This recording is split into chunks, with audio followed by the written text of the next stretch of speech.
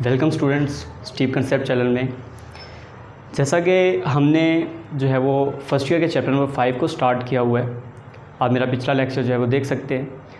तो उसमें मैंने बताया था कि कैथोड रेज़ को डिस्कवर कैसे किया गया। तो उसी टॉपिक को आगे जो है वो हम कंटिन्यू करते हैं। नेक्स्ट जो टॉपिक है वो है प्रॉपर्टीज़ ऑफ कैथोड रेज़। तो कैथोड रेज़ की हमने खसूसियात, उनकी जो प्रॉपर्टीज़ हैं, जो करैक्टरिस्टिक्स हैं, उनको स्टडी करना है। तो वो आज जो है वो हम सीखेंगे कि उनकी प्रॉपर्टीज़ जो है वो कौन कौन सी हैं।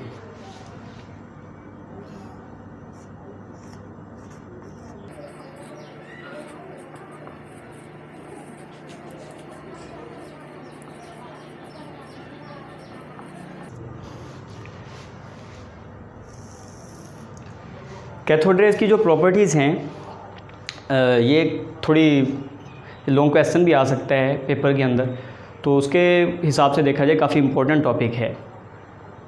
कैथोड रेज़ को हमने पढ़ा था, डिस्कवर किया था सर विलियम क्रूक्स ने 1879 के अंदर। तो इनकी प्रॉपर्टीज़ में सबसे पहली प्रॉपर्टी है, 10 प्रॉपर्टीज़ हम डिस्कस करेंगे यहाँ पे। तो उनमें से सबसे पहली जो प्रॉपर्टी है वो देखते हैं जी कौन सी है। सबसे पहली प्रॉपर्टी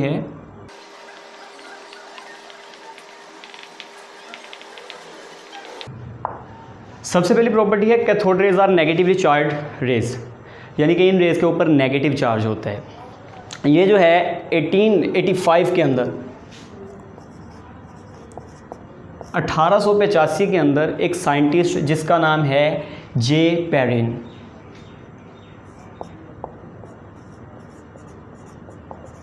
जे पेरिन ने क्या किया, उन्होंने एक मैग्नेटिक फील्ड अप्लाई किया डिस्चार्ज ट्यूब के गिर्द। यानी इसकी जो पिक्चर है वो आपको स्क्रीन पे नज़र आ रही होगी किस तरह से है। उन्होंने एक मैग्नेटिक फील्ड जो है वो क्या किया, डिस्चार्ज ट्यूब के जो है वो गिर्द अप्लाई किया। मैग्नेटिक फील्ड अप्लाई करने से क्या हुआ, फर्स्ट करें मैग्नेटिक फील्ड हमने साइड पे लगाया हुआ है। कैथोड रेज़ पीछे से ट्रैवल करके आ रही हैं, पीछे से कैथोड से निकल के आ रही हैं। तो देखा कि ये रेज़ जैसे ही मैग्नेटिक फील्ड के अंदर से गुजरी, तो मैग्नेटिक फील्ड के अंदर से गुजरते ये रेज़ बेंड हो गई। ये रेज़ ऐसे गई और नीचे की तरफ बेंड हो गई। यानी रेज़ के बेंड होने का मतलब क्या है, हमें पता है कि मैग्नेटिक फील्ड में वो चीज़ जो है वो बेंड होती है, वो चीज़ डिफ्लेक्ट होती है जिस पर कुछ ना कुछ चार्ज हो। तो इसका मतलब इससे ये पता चला कि कैथोड रेज़ के ऊपर जो है वो चार्ज है, लेकिन नेगेटिव चार्ज है। ये कंफर्म नहीं हुआ कि उनके ऊपर नेगेटिव चार्ज, क्योंकि पॉजिटिव चीज़ भी मैग्नेटिक फील्ड के अंदर डिफ्लेक्ट होती है, पॉजिटिवली चार्ज पार्टिकल्स भी मैग्नेटिक फील्ड में डिफ्लेक्ट होते हैं। तो इससे हमें ये 100% जो वो आइडिया नहीं हुआ था कि कैथोड रेज़ जो है वो नेगेटिवली चार्ज हैं। फिर 1897 के अंदर, जैसा कि हमने पिछले लेक्चर में पढ़ा था कि 1897 के अंदर जे थॉमसन, उन्होंने इन पर एक्सपेरिमेंट किए थे कैथोड रेज़ पर। तो उन्होंने क्या किया, कैथोड रेज़ पर इलेक्ट्रिक फील्ड अप्लाई किया, मैग्नेटिक फील्ड के साथ साथ इलेक्ट्रिक फील्ड भी अप्लाई किया। उन्होंने इलेक्ट्रिक फील्ड अप्लाई करके मालूम किया कि इन रेज़ पर नेगेटिव चार्ज है। सेकंड प्रॉपर्टी है जी कैथोड रेज़ की। सेकंड प्रॉपर्टी कैथोड रेज़ की जो है ये फ्लोरेसेंस। कैथोड रेज़ जो है वो डिस्चार्ज ट्यूब की दीवार से टकराकर फ्लोरेसेंस प्रोड्यूस करती हैं, ग्लो प्रोड्यूस करती हैं।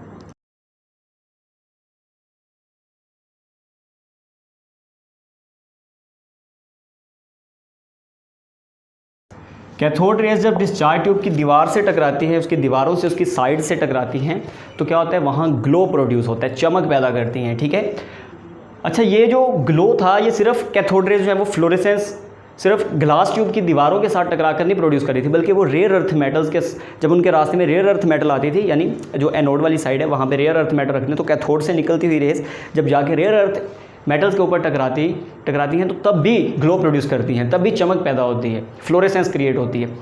इसके अलावा सिर्फ रेयर अर्थ मेटल्स जो है वो ग्लो नहीं देती, इसके अलावा बहुत सारे मिनरल्स भी हैं जो रेयर अर्थ की तरह बहुत जो है वो मुख्तलिफ किस्म की जो है वो फ्लोरेसेंस प्रोड्यूस करते हैं। तो ये सेकंड प्रॉपर्टी है कैथोड रेज़ की कि वो ग्लास ट्यूब की दीवारों से टकराने पर भी फ्लोरेसेंस प्रोड्यूस करते हैं। इसके अलावा जो है वो मुख्तलिफ किस्म की मेटल्स अगर उनके रास्ते में रखें तब भी वो फ्लोरेसेंस जो वो प्रोड्यूस करते हैं। ये मेटल्स के अंदर भी अगर आप मेटल भी रख दें एनोड वाली साइड पे तब भी फ्लोरेसेंस प्रोड्यूस होता है। जैसे एल्यूमिनियम रख दें तो एल्यूमिनियम रखने पर रेड कलर की जो है वो फ्लोरेसेंस प्रोड्यूस होती है। इस तरह से टिन रखने पर स्टोन येलो कलर की जो है वो फ्लोरेसेंस प्रोड्यूस होती है। तो डिफरेंट मेटल्स रखने पर डिफरेंट कलर की फ्लोरेसेंस जो है वो प्रोड्यूस हो रही थी। ये भी कैथोड रेज की जो है वो एक प्रॉपर्टी है। इसके बाद थर्ड प्रॉपर्टी है कैथोड रेज की। थर्ड प्रॉपर्टी कैथोड रेज की जो है वो है शैडो कास्ट करना ऑब्जेक्ट्स, यानी ओपैक ऑब्जेक्ट कहते हैं जिसमें से लाइट ना गुजर सके। जैसे शीशे में से लाइट गुजर सकती है, जो ओपैक ऑब्जेक्ट्स होते हैं जैसे लकड़ी वगैरह, इनमें से लाइट नहीं गुजर सकती। तो ओपैक ऑब्जेक्ट्स को जब हम क्या करते हैं कैथोड रेज के रास्ते में रखते हैं तो उसका जो है वो उसका जो है वो शैडो क्रिएट करती हैं, उसका साया बना देती हैं। ठीक है, इसका जो है वो आपको पिक्चर भी नज़र आ रही होगी नीचे जो डिस्चार्ज ट्यूब बनी हुई है उसमें ये जो प्लस का साइन आपको नज़र आ रहा है, ये प्लस का साइन क्या है, कोई ओपैक ऑब्जेक्ट है और पीछे से आने वाली कैथोड रेज, कैथोड से जो रेज आ रही हैं देखें इसका साया बिल्कुल सामने वाली दीवार पर जो है वो बना रही हैं। ठीक है, चौथी प्रॉपर्टी कैथोड रेज की है कि ये अगर स्मॉल पैडल व्हील इनके रास्ते में आ जाए, कोई पैडल व्हील रख दिया जाए, ये मैं आपको डायग्राम बना के यहाँ पे दिखा देता हूँ। फ़र्ज़ करें कि पहले ये लिख लेते हैं,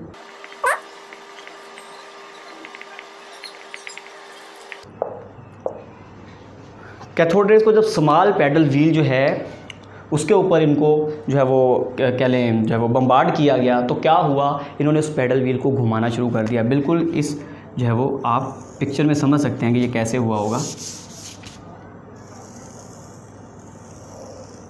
ये मैं डायग्राम थोड़ी छोटी करके बना रहा हूँ क्योंकि जो है वो जगह कम है।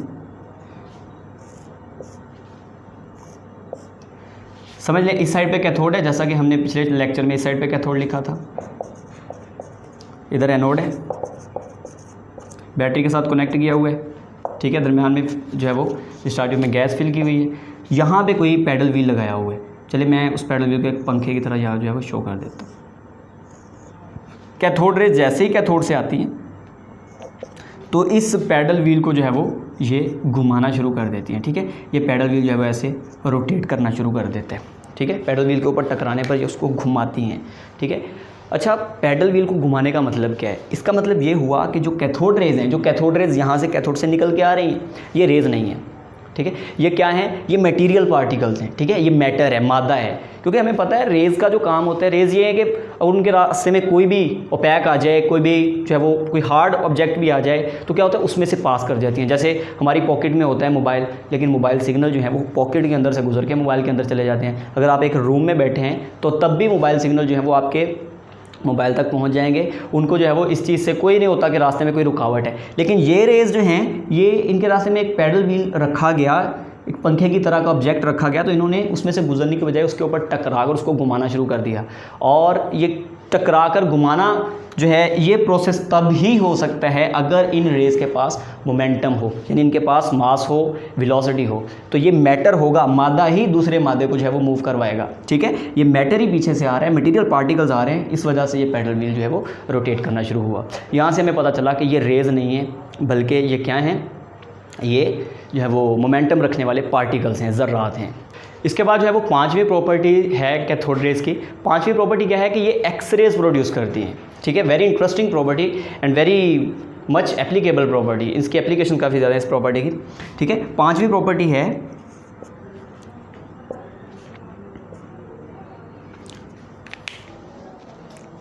इसको हम सिंपली लिख लेते हैं,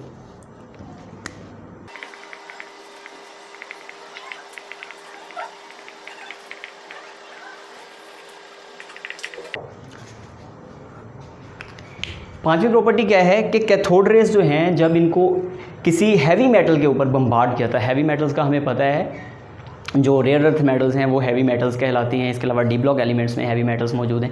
ठीक है, तो हैवी मेटल्स के ऊपर जब इनको बम्बार्ड किया जाता है, यानी पीछे से रेज आ रही, मैं इसी डायग्राम में जो है वो आपको थोड़ा एडिट करके इसको इस प्रॉपर्टी को जो है वो समझा देता हूँ। देखें, फ़र्ज़ करें हमने क्या किया, ये जो एनोड है, जो आपको एनोड नज़र आ रहा है, ये एनोड लिया है किसी हैवी मेटल का। ठीक है, जैसे जिंक होती है, कॉपर होती है, इसके अलावा वुल्फ्रम है और बहुत सारी मेटल है, टंगस्टन वगैरह आ जाती हैं। ठीक है, पीछे से कैथोड रेज आती हैं और जैसे ही हैवी मेटल के एनोड पर टकराती हैं तो इनके टकराने से जैसे ही ये यहाँ पर स्ट्राइक करती हैं, यहाँ से कुछ नई रेज प्रोड्यूस होती हैं। इस तरह से ये जो है वो नई रेज़ निकलती हैं, हर डायरेक्शन में प्रोड्यूस होती हैं। ये जो नई रेज़ हैं ये क्या चीज़ है, ये हैं जी एक्स रेज़। ठीक है, तो इस तरह से फिफ्थ प्रॉपर्टी कैथोड रेज़ की क्या है कि ये जब किसी हैवी मेटल पे टकराती हैं तो वहाँ पर एक्स रेज़ प्रोड्यूस करती हैं। ठीक है, एक्स रेज़ की जो है वो प्रोडक्शन होती है और ये एक्सरे वगैरह जो है वो मेडिकल के फील्ड में कहीं से बोन फ्रैक्चर है या कोई और प्रॉब्लम है उसको देखने के लिए एक्सरे वगैरह किया जाता है, तो इन्हीं एक्सरेज़ का जो है वो इस्तेमाल किया जाता है। इसके बाद सिक्स्थ प्रॉपर्टी है कैथोड रेज़ की। कैथोड रेज़ जो है ये हीट प्रोड्यूस करती हैं जब ये किसी मादे के ऊपर इनको जो है वो टकराया जाता है, हीट की प्रोडक्शन होती है।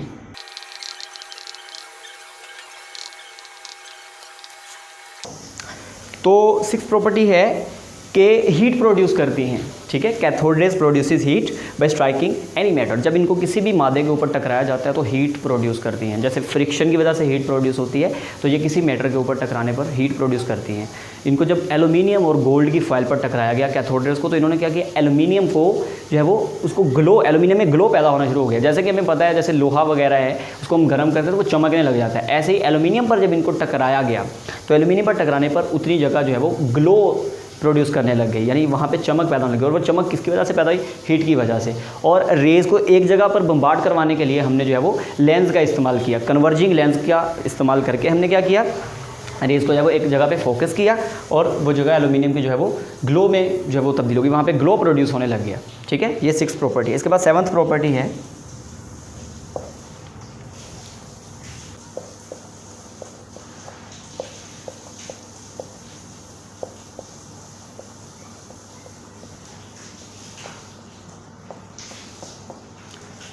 कैथोड रेज जो हैं रिड्यूसिंग इफ़ेक्ट रखती हैं। रिड्यूसिंग इफ़ेक्ट का मतलब हमें पता है, रिडक्शन का मतलब क्या होता है, किसी भी मटेरियल के अंदर, किसी भी जो है वो मॉलिक्यूल के अंदर, किसी भी जो है वो एटम के अंदर या आयन के अंदर इलेक्ट्रॉन का दाखिल हो जाना। तो क्या होता है, कैथोड रेज इलेक्ट्रॉन्स हैं, हमें पता है कि कैथोड रेज इलेक्ट्रॉन्स हैं, ये हमने पिछले लेक्चर में जो है वो पढ़ा था। मतलब ये तो नहीं है कि डिस्कवर हो गया था, लेकिन ये प्रॉपर्टी में उनके जो है वो शामिल था, पता तो बाद में चला था, ये प्रॉपर्टीज़ तो पहले जो है वो डिस्कवर हो गई थी। तो क्या है, इलेक्ट्रॉन्स हैं और इलेक्ट्रॉन जब किसी चीज़ पर टकराएंगे तो उसमें ऐड भी हो सकते हैं, उसमें दाखिल हो सकते हैं। तो कैथोड रेज जब जो है वो दाखिल होती हैं किसके अंदर, किसी भी मैटर के अंदर, किसी भी मटेरियल के अंदर, तो वहाँ पर क्या होता है, ये जो है वो केमिकल चेंज यानी लेके आती हैं उसमें, यानी उसकी रिडक्शन करवा देती है। तो हम कह सकते हैं कि cathode rays have reducing effect. तो आठवीं प्रॉपर्टी है कैथोड रेज की,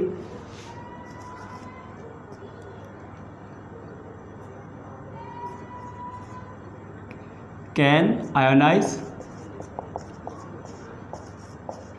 किसी भी गैस को आयोनाइज कर सकते हैं। यानी कैथोड रेज को अगर किसी गैस के अंदर से गुजारा जाए तो ये क्या कर सकते हैं, उस गैस को आयोनाइज कर सकते हैं, उसको आयन में तब्दील कर सकते हैं, पॉजिटिव चार्ज क्रिएट कर सकती हैं कैथोड रेज। हालांकि खुद पर नेगेटिव चार्ज है लेकिन उसके इलेक्ट्रॉन को भी ये जो है वो बाहर जो है वो निकाल देती हैं।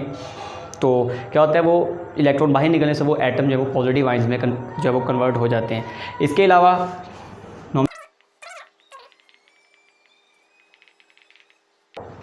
कैथोड रेज जो है आठवीं प्रॉपर्टी, नौवीं प्रॉपर्टी है। नौवीं प्रॉपर्टी क्या है कि कैथोड रेज जो है वो ये किसी मेटल फॉयल के अंदर से गुजर सकती है, जैसे कि एल्यूमिनियम या गोल्ड वगैरह, एल्यूमिनियम और आयरन।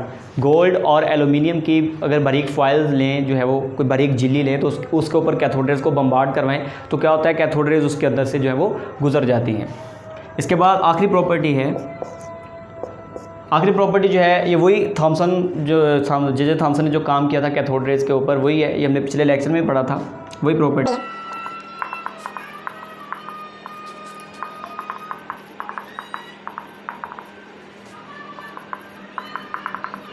जे थॉमसन ने क्या किया, उनके 4 मास रेशो को मालूम किया। जे थॉमसन ने क्या किया, कैथोड रेज को जो है वो उनके ऊपर मुख्तलिफ एक्सपेरिमेंट किए, वही मैग्नेटिक फील्ड और इलेक्ट्रिक फील्ड अप्लाई करके उसने 4 मास रेशो मालूम की, मुख्तलिफ किस्म के जो है वो गैसेज का इस्तेमाल करके। उसने देखा कि गैसेज चाहे जो भी फिल कर दें 4 मास रेशो पर कोई असर नहीं पड़ता। इसका मतलब ये हुआ कि तमाम गैसेज जो हैं, जितनी भी किस्म का मैटर है, तमाम के अंदर इलेक्ट्रॉन मौजूद है। ठीक है, इलेक्ट्रॉन की डिस्कवरी भी इसी प्रॉपर्टी में हुई थी यानी कैथोड रेज हर मैटर में मौजूद है, हर मटेरियल से निकलती हैं, तमाम किस्म की गैसें से निकलती हैं।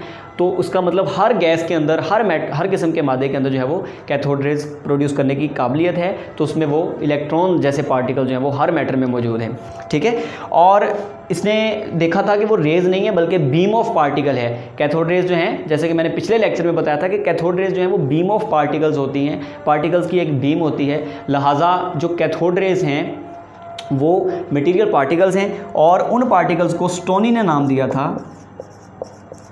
स्टोनी जो है, थॉमसन ने कहा था कि वो पार्टिकल्स हैं, लेकिन नाम जो है वो उनका जो नाम रखा था, ये समझ लें, उनको जो नाम दिया था वो स्टोनी ने काम ये किया था। स्टोनी ने उनको इलेक्ट्रॉन्स का नाम दिया था। इसने कहा कि ये पार्टिकल्स जो है वो इलेक्ट्रॉन्स कहलाएंगे, यानी उस वक्त के बाद से जो है वो अब तक वो पार्टिकल्स जो है वो इलेक्ट्रॉन्स के नाम से जाने जाते हैं, जो पार्टिकल जे थॉमसन ने अपने एक्सपेरिमेंट में ढूंढे थे। तो ये आज की वीडियो थी। अगर आपको टॉपिक अच्छे से क्लियर हो गया है तो आपने तब भी कमेंट बॉक्स में जो है वो बता देना है कि टॉपिक अच्छे से क्लियर हो गया है। और अगर इसमें से कोई क्वेश्चन है आपका, पूरे टॉपिक में से कहीं से भी कोई क्वेश्चन है, तो आप कमेंट बॉक्स में वो क्वेश्चन लिख सकते हैं, उसका आंसर आपको फ़ौरन मिलेगा और मैं अच्छे से अच्छा आंसर देने की कोशिश करूँगा। वीडियो अच्छी लगी है तो आप चैनल को सब्सक्राइब लाजमी कीजिएगा, ताकि मैं ऐसे ही और वीडियो आपके लिए बना के जो है वो यहाँ पे लाता रहूँ।